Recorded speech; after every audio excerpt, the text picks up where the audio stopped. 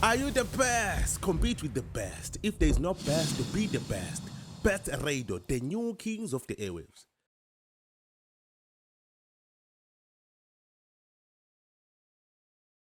Mahewu Podcast, igama nguMahewu Mbatha. Umthiso ntshikazi ukhumbula amagwala nasenteneni esandla mina ngiyenela.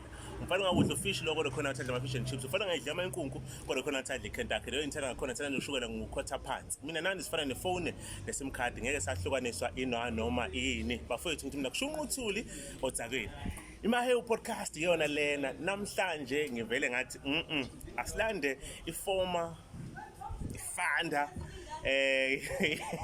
Angusuxoshe mini kwabha suthi forma MIT Rooted Voices igama lakhe uSipho waButhelezi ushengo usokaliso umnyamane wakanqengelele owacabanga wajula wathi imedia ngisho ukuthi uthola muphi umsebenzi kodwa ngeke azahlukane nemedia ngeke azahlukane futhi ke nokucula uyicomposer uyabhala aphinde acule aphinde alide aphinde kuningi okwenzayo. But before we go any further, akasiqale akuzazisa nabafuthi ngihamba nobani kwabantu before ukuthi ngikwazise mina kuba kuningi engifuna sikhulume ngakho ngawo. Ngiyafisa nami ukusho njengawe ngithi ngifisha ngazogibele ngazikwenze kanjani makaze kwenze njani ngiyafisa kodwa maqede manje engikwazi Mahewu ngiyabingelela wonke umuntu bakithi sanibonani in the mighty name of Jesus Christ, amen. Igama lami ngu-S.I. uSipho Innocent Buthelezi. Bengithi Innocentia. Ubhedela wena all the way from Edeni Dalton kwaNobamba wa23 kwaMbamba kwaNgono isigodi lapho engiqhamuka khona engizalwa khona. NguSipho Buthelezi we-Mighty Rooted Voices as a founder ngengigcizelele founder. Yes. Kuningi ngaphansi usukubaluleka. Kuningi esingakhuluma ngakho ngawe Sipho, but ngifuna ukuthi sikhulume ngalokho kuqala. Ke sikhulume ngomuntu ongamazi uSipho ukuthi useshilo ukuthi sokaNgono Edeni Dalton yakhona khona because Edeni Dalton ihlukene kaningi sakhuluma sithi eDalton yaseThekwini neDalton lena Edeni Dalton lapha ya kuseDalton koThekwini. Yes thina sisedeni kwaNobamba ke sithi nje kwaNobamba to make life easier. Usukaphi uSipho yekela ibackground yakhe ukhuliswa ubani inhlonipho le onayo ubani lokufundisa yona ngoba imizi nemizi kuba khona umuntu lokulate up sikode ukuthi mhlawumbe uzothi ngikhule nobaba ubaba wangitshela ukuthi ufuna ukuthi indoda ihleze kanjeni mhlawumbe uzothi ngikhule nomama umama uyena wangitshela ukuthi ufana ukuthi mina ngibe kanjeni mhlawumbe ukhule nogogo uyena lo wakuthatha wakubeka njengoba sibona wena siboni wena basibona umuntu wakukhulisayo. Nkosi angikhuliswa ngobaba nginayo ubaba akaze ngibe naye ubaba. That is one nje ngisimplify le. Number 2 umama uba khona manje ade engekho isikhathi ngathi kahlahle ngixoxe isitori sami ngathi ngizalwa sasuka emaplazini babananga beza eDalton kwaNgono ngesikhathi bemuva kwaZangono beza vele sengipregnant therefore kwagcina sengumuntu wangala kwaphela kanjalo ngodaba likaba one lo. U2 ngesikhathi sengingalana ke eDalton lapho engizokhula khona umama ke waphoqa ukuthi ahambe sesemncane ufuna weqa wayegolwa ngishiya kodade wabo bebancane so for years ehambile ke esegoli ubuya manje nje ngoba esekhona ngizobe sedlala indima kamama yeso ngakhuliswa ke ekhaya komama bakhona omalume ugogo wayekhona back then nomkhulu 2001 bashona lapho. Yes so ibona abantu engiyothi ke ngikhuliswa wonke umuntu usegcekeni ngasuka lapho ke from i-primary level yami. Wayefundela kuphi primary? Landolwazi primary school khona ngala emakhaya isikole sangakithi nje kuthiwa iLandolwazi. Okay. Yes sisesigodi Paul ngamuva ngaya eBabanango lapho kunezihlobo zethu khona ugogo ngangihlala naye ngihlala nogogo ke la. Futhi wahlala nogogo? Yes ngihlala nogogo. From Osuze High School? Standard 6. Oh Standard 6 yeah. Yes ngahlala khona almost ahlala for 6 months mangaphosisi ngamuva ngaya kwenye ngaya kwezinye ihlobo ngoba ayisandla sasingesihle kugogo ngaya kwenye kuba nezinye ukuthi ehlotsheni ngayohlala khona. Wafumanise ukuthi sengiza nomfowethu-ke manje-ke ulandelayo 7 sengiza nomfowethu omncane. Mangiza nomfowethu omncane sezohlala khona la lapho sahlala khona ke naye. Lesikhathi sihlala khona naye kwasho izindlu zimbili phela isimo ngalezi ikhathi lezi yabhidlika ke indlu umuntu wayelala kuyo. Wahamba ke umuntu ohlala elokishini. Nakhona ngihlala endlini yelokishi ngahlala emadanishini. Lapho engangirenta khona emadanishi shothi kwakufika kube kuselokishini. Different ubani oyigrentela kwaku 20 rand ke by the way ukurent. So ngingaphila kanjalo ke ngamuva ke futhi nalapho ngathi ngisahlezi kamnandi babudlamini kwafumana sekuthi umndeni wakho usiyamuva from show usuze babananga uye le family so namadanishi bazowasebenzisa. Bafana manje uphinde futhi usuke futhi ngamuva futhi ngaya somewhere around ilokishi ngathola futhi nalapho ngathi ngisakhona nalapho futhi kwaphela kwathi lapha nje impilo yami yasa isikole ngashintsha ngazi mhlambe ngihlala umatric ngazi ngafika sengihlala komunye umuzi nakhona ngasesirente 2020 sesibathathu lapho bafowethu silande bawu2 yimo isithathu 60 rand esaso rent nakhona okwakade umngani wami wasekolisi waseqeda umatric ngoba mina ngesikhathi ngenza grade 10 yena wayenza grade 12 wamova then ngathola ukungena grade 11 ngahlala lapho from grade 11 grade 12 esemuvile kuloyo ndlu leyo wayehlala eyakubo ukuthi umngani ngakhona ukungena lapho ngaqedela ku grade 11 and grade 12 ngazama kanjalo. So ama struggling into yaziyo leyo yingakho usuphila lempilo iphila kumanje ngingasho ukuthi impilo emnandi kodwa impilo engasafani kwebhayila no ayisafani kakhulu but ke umuntu ke iqinisweni ukuthi waphila kanjalo. I-high school yami mangakubalela nje ngamuva kaningi from one to place ngimuviswa izimo not ukuthi ngimuvisa ukuthanda nje ukuthi ngiyasengithanda ngumuva kwakuyizimo ezazingiphoqa ngaleso sikhathi but ke yaba njalo impilo yami. Sibona impilo yakho yakhazimula uThixo ke wakubusisa ngendlela eziningi ezahlukahlukene through to your struggling lo waqalile wazafika la ukhona and then ngizile ukuthi ukwawuhlala nogogo akuphila ngesikhathi singakanani ntukutuku kwiqiqi just go out they go hamba ohlala nezihlobo wafuna nemqasho yokuningi la udlule khona futhi wasikhuluma ngayo usho ukuthi ngaphela usuku lonke but in podcast you have just nje isikhathi esincane ufuna siqhubeke size la ikuphi la khona wena ngesikhathi uqede from grade 12 you went to umsuqela grade 12 wahamba waya ko ngihamba ngofunda e-university and then wafunda what courses wafika wawenza ngafika civil engineering diploma civil engineering so nje yamdila namanzi from civil engineering evulelekile yes nje usebenza ngani ngasebenza ngomgwaqo ngasebenza ngamasipala ngasebenza contractor ngasebenza consultant as a surveyor as kwa transport any department uyangena kuyona civil nje ivulelekile iphethe umhlaba kahle kahle civil ngisho njalo in summary. Sesithola manje sekukhulunywa wena nje la ukhona kukhulunywa about uguqu or iguqu everything iguqu even your email go to guqu even imoto hamba ngayo i-number plate is written kwenzakalani ngoguqu ubani oyiguqa kangaka kwena simple term nje uguqu uma wami guqa Regina Buthelezi. Then I love the name. You just love the name. I love the name. I love the name. I love the name. Nje lilodwa nje lithi guqa. Line meaning eningi. Wow. Engi-interpreta ngendlela eningi.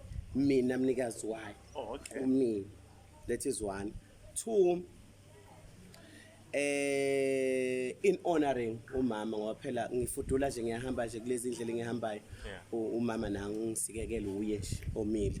Ongibambe ngesandla so ngase ngithi ke ngwenzela uma wami emhlabeni ngiyabonga nguye ngoba uyena ongilethile wangibamba ngesandla nakuba nje abantu bayangazi uguqa bafowethu nomndeni wami ngeke ngoshiye nabo bonke abanye aba-edilivelo but most and behind khona umuntu osuke edlala indima ebalekile nawe uyazi umzali wakho uma wami uguqa ke Regina Buthelezi.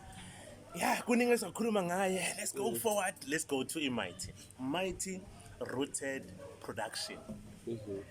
Leli gama leli liqhamuke nini? Ukuthi lifike kuwena lithi nayazi I'm going to name this as a Mighty Rooted Production because yazi ukuthi i-Mighty Rooted Production is deal ne-media ingagcinile futhi kwi-media kukhona okunye kwenza ngasiqale ngegama kuqala yo brand iqale nini establishwe nini ngasuka ke ekolishi ngayosebenza isikhathi sengisebenza ngathola ithuba lokuthi ngehlale endlini lapho engihlala khona ngalanda udadewethu sithola amatoho zampili haslish so sengutholile umsebenzi ngamlanda naye ngazohlala naye endlini.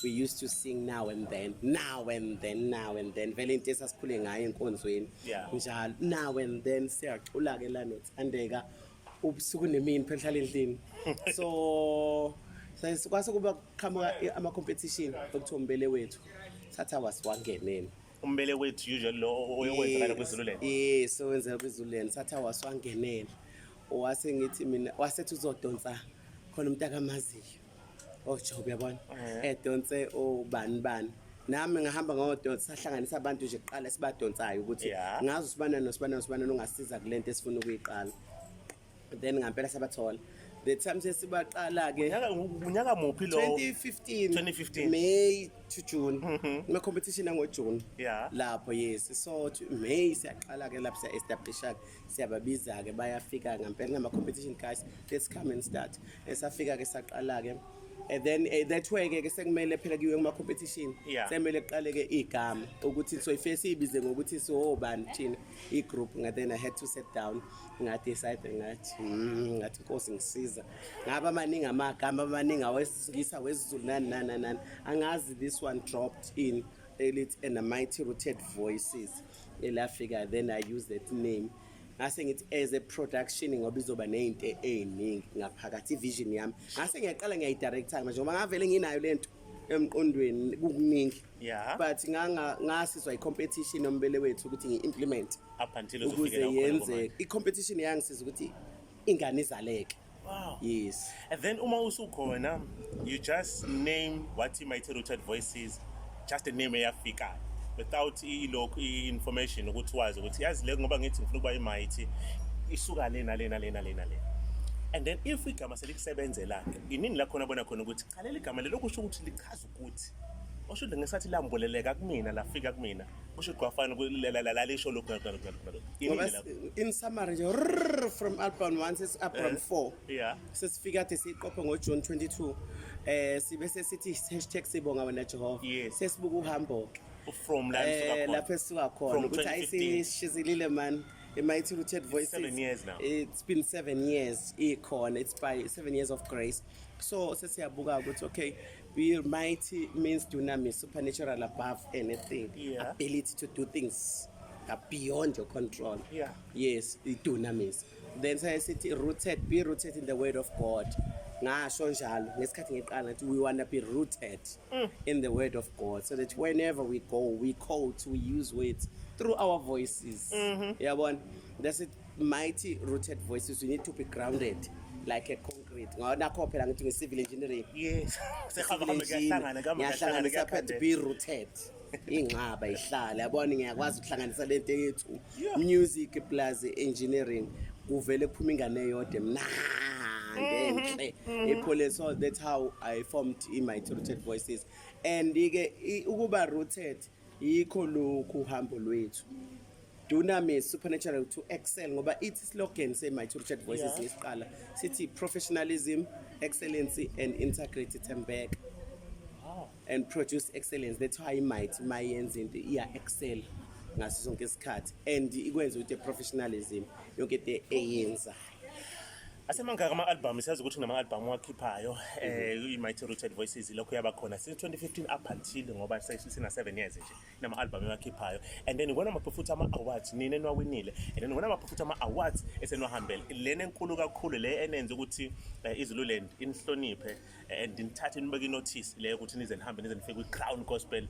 Music Awards okusenike nafika khona ngoba 2 times right 2 times yes but awusithathe usibeke nje ama-album ewakhiphile apha nize nifike manje nama-awards enwatholile enize nifike manje ama-album esinawo awu-4 ababa uphila kimi kuyaphithizela and last one sibonga wena Jehova ukuyikhipha manje ngo-August 2022 right kuloqala sathola i-best group kuma-awards ala ayesolundi back then 2016 if I'm not mistaken then again basayinqaka futhi 2017 best group futhi sayithatha Then esibile Yeah. that was local singakangeneli like global, singakaphumi global. Yeah. Then we decided let's go outside manje siye emhlabeni sahamba ke sathola nominated kuma Crown Gospel Music Awards. The one and Yes. only love like SABC1 Yes. la abanje national.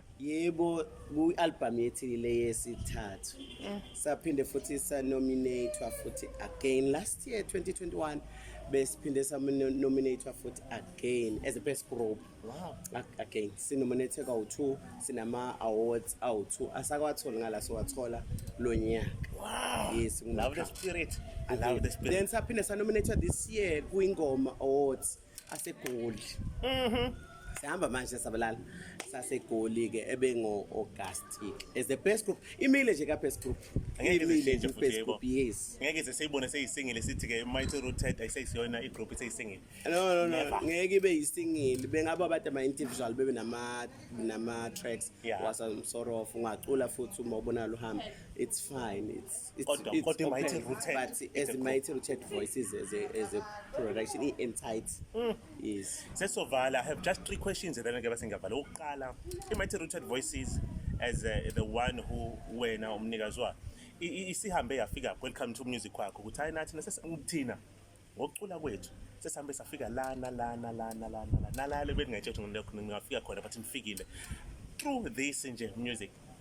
Through music, let me start with provinces. Yeah. Sesiwahambele lama provinces. Mpumalanga, Goli. Siyazi Mpumalanga. Yes. Swaziland. As a sea Eastern Cape no as a sea. But KZN nje ngokwemadolobha ayisawaqedeza ama promotion. It's a country. Ngala Swaziland akusiyona i-province or sort of i-country sawelela ngaphansi passport.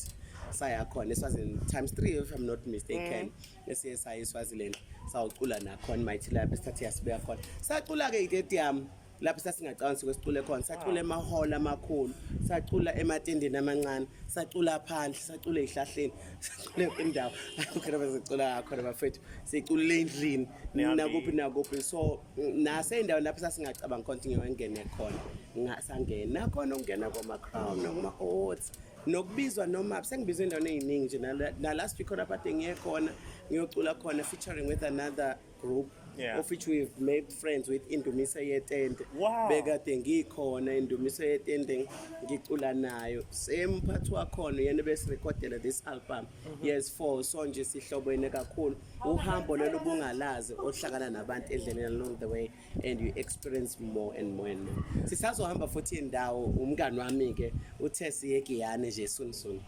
In 3, 4, 5 years to come igona group nibona as Mighty Rooted Voices ni group welcome to media ezokucula iMighty Rooted Voices isivele Prophesy. global yes umhlaba wonke kaJehova siuhambile music wethu sufaka all over and all platform obizinto sezenzeka social so it's on sesivele sesihambile sengicela ukuthi sise Australia kuma nje sicula khona ngoba ngilana nje siyacula nase-Europe music ngoba ngilana nje sicula digital all over the world the whole universe sibambele sila kuphela ke another step that is step 1 step 2 ke manje sesifisa ukuhamba physically sibe khona naso ke isifiso sami ukuthi manje sithatha ibhanoyi ke manje ke siphikelele khona ke Europe eParis siyafisa ukuba khona eDubai wherever sifike manje ngoba sesibalisa sibuye eSwaziland nalela siqedene eSouth Africa siyafisa ukuya koma Nigeria Zambia yabo eAfrica because you do have even genre music kwakhona na yebo ukhona waseAfrica siyawushaya so first qualify kaloli naphesha sicula khona ezaphesha siyofika sihlale khona kodwa siyofika sicule ezethu ezaKwaZulu kube mnandi nje asikho lesingenayo sikhombo yazi ikhombo so siphelele so sifisa ukuya lapho ke angeke ngibali the next what kodwa ngithi uNkulunkulu in due time Isaiah 60 verse 22 I will do it in a right time wait for the Lord he shall do it I will wait on the Lord we don't mind waiting. You don't mind waiting. We don't mind waiting. It might take 20 years, it might take 10 years, but we don't mind waiting as long as if it's according to the will of God, then we are satisfied. I mean, what I can do, siyafisa ukuba la nangombono wethu, we want to be rooted with our voices ethi ngoba seruthi ingxabo seyihambe zasabalala umhlaba wonke already isihlahla simini ukuphela ukuthi ama-fruits sesifuna ukuthi besiboneke sesiqathazelela fruits lapha lele dolobha nale dolobha. That's what we want to ukuthi kwenzeke ney'ngane-ke zizale i-Mighty Rooted Voices phela ngoba sikhula nabantu bekhona abanye bayahamba abanye bebekhona befike nabanye siyazala ngaphakathi ama-fruits amasha lawo ya-add i-taste siyaqhubeka yahamba ivangeli ayisihlahla simile. The last question vele-ke sewuvala I want to know ukuthi umuntu uma kuthiwa ufuna ukubona umusic wakho or ufuna ukubona umusic kwenu or ufuna ukwazi ngani ikuphi la fount ekho sifuna ukwazi ngoba like kunabantu endaweni ezahlukahlukene even nathi basikhuluma lana siyazi ukuthi sofika la bese ngathi sofika khona. So abantu abafuna ukulandela wena bafuna ukwazi ngawe bephinde ufuna ukwazi ngegroup ukuthi itholakala kanjani nomusic kwenu ukuthi utholakala kanjani igona yiphi indlela futhi bengathola ngayo or bengenza njani ukuthi bekuthole. Okay, siyabonga nje ngethuba. There's a lot of challenges in the music industry, especially kwa-gospel kuningi.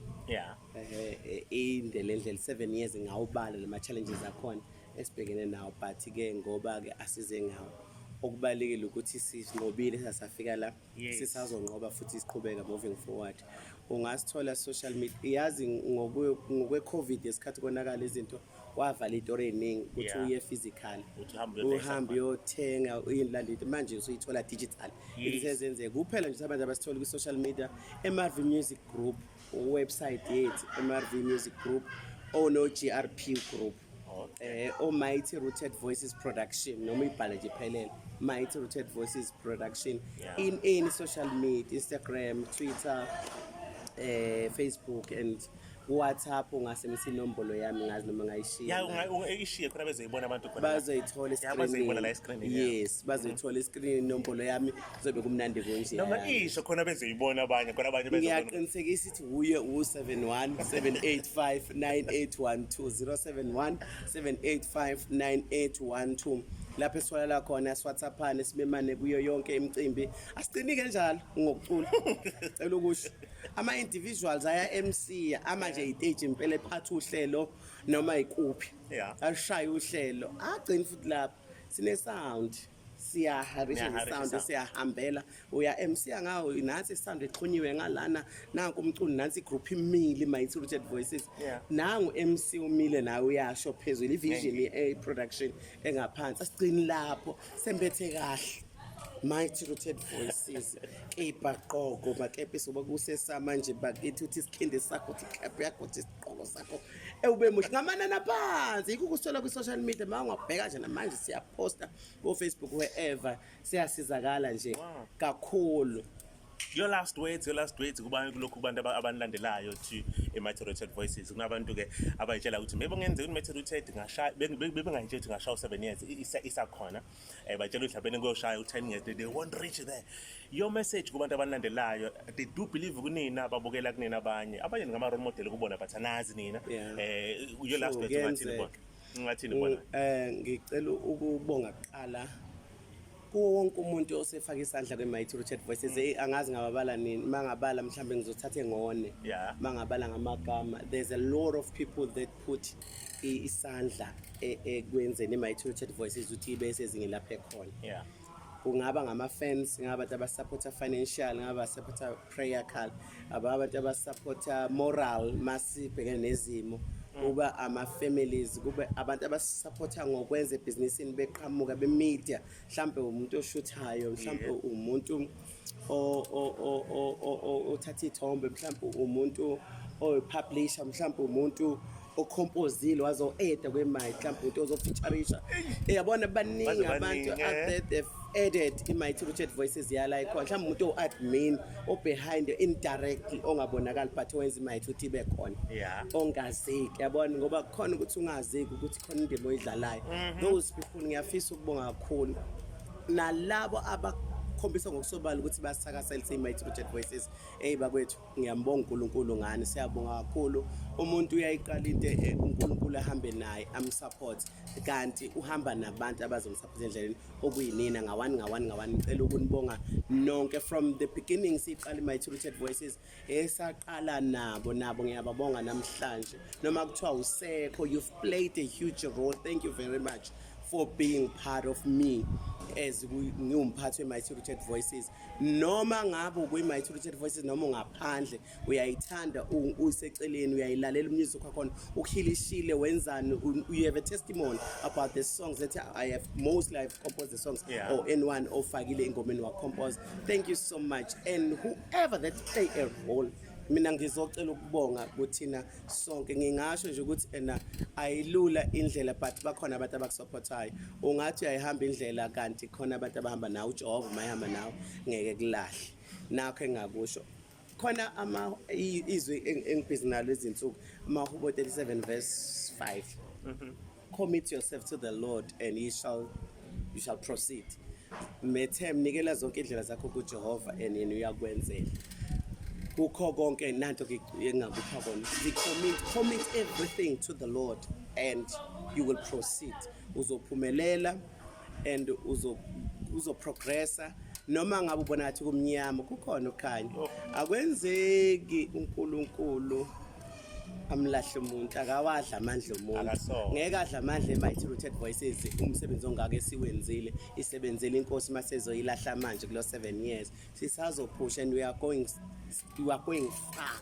Lapha ngoba ngisho ukuthi ama-fruits asazobonakala emhlabeni wonke. So nje stay blessed and support us with everything that you have. Siyabonga kakhulu. uNkulunkulu anibose, singiyabonga nawe nangethuba nawe uphiwa le platform. Ezinye zaze ngiyibonga ngibonga even this platform ngoba yiyo lenza ukuthi lihambe ivangeli. Thank you so much. Igama lakho Sipho Innocent Buthelezi. Innocent Shengu sokalisa umnyama nokanqengelelo soka lephana kwangono, and then umphathi umhlengi uNkulunkulu wathi umemgcobe beka isandla kuyena wathi lokhu okwakho and lokhu ngiyakuthemba ukuthi mangikunikeza wena ngeke ngize kubonge lokhu ngibone kusabalala ngendlela ongasiyona. Thank you so much for your time nokuthi unikele kho konke. Siyazi ukuthi kunoma community ofana uwenzile, but choose ukuthi uzobana nathi la kwiZululand Studio TV and also with Best Radio. Thank you so much. Ngiyabonga kakhulu kwiZululand Studio bakithi sika support kaningi from last year sine COVID kunanana yafika azodlala indima ebalekile ya act on behalf. Even this year we recording idlale a huge role empilweni zethu. Thank you very much. Siyabonga kwiZululand. Nawe Mahewu ngikubonga from beginning eksisasakaza nawe somewhere. Ngiphinde futhi ngikubonge ukuthi ube yingxenye My True Voices in terms of publishing our music and making sure that music copyrights are reserved in the right way. So up until we are here as a friend, we've been here for 7 years, so we are here from now. Thank you so much. May the Lord God Almighty bless you and keep you agcine uphumelele kukho konke okwenzayo. Mawusengapheka lo mbhobho nami ngesengahlabelela ngeMC nawe usengasazi obawenza. I'm so happy ukuthi we are pushing the passion abantu abaningi abanga afford ukwenza. At least you are doing it for the sake of God. Ngeke wadla amandla umuntu uzakusiphumelisa, and we need to commit thina izinto zonke kuyena. Yeah, that's powerful. Thank you so much. Nami ke nguMahewu Mbatha umthiyo sonke azigumbile amagwala nasetheneni isandla mina ngenele. Umfana ungawudla fish lo kodwa khona athanda ama fish and chips. Ufana ngayidla inyama yenkunku kodwa khona athanda iKentucky. Lo ngithanda ngakhona ngithanda ngishola ngikhotha phansi. Mina nami sifana nephone neSIM card. De uzokwazi ukwehlukanisa nalome kanjani. So mina ufuna sinibambe, sonibamba anytime soon. Sizokubisa sinikeza nje ama podcast akhona la eZululand. Abantu nabalana bathi mina angifuni ukuthi kube khona umsebenzi engiwenzayo ngazi kahle ukuthi uNkulunkulu kunomunye angiphe wona. Ngizothi even ngiwenza lokhu uNkulunkulu lokhu engiwenzayo ukuthi ngikwazi ukuthi ngikhuphule lo uNkulunkulu angiphe wona, ngoba if uzophila impilo engamanga uthi mawusumdala usuna 78 awungitshele nje usuthola nosokhula usuthi yazi ukube uba ngacula ngaba nekeyboard engisangisebenzela lo. Mina ngiphume ekusakazeni, mina ngiphume eculeni ngiunjiniya ngala uyabona nje kodwa ulahlile lokhu uNkulunkulu akupha. Angilahlile konke, ngihamba nakho at my age. Ngam inspiration omunye umuntu ukuthi do it, rise up and do it. Ngiyakwenza konke futhi ngiyakuthanda konke.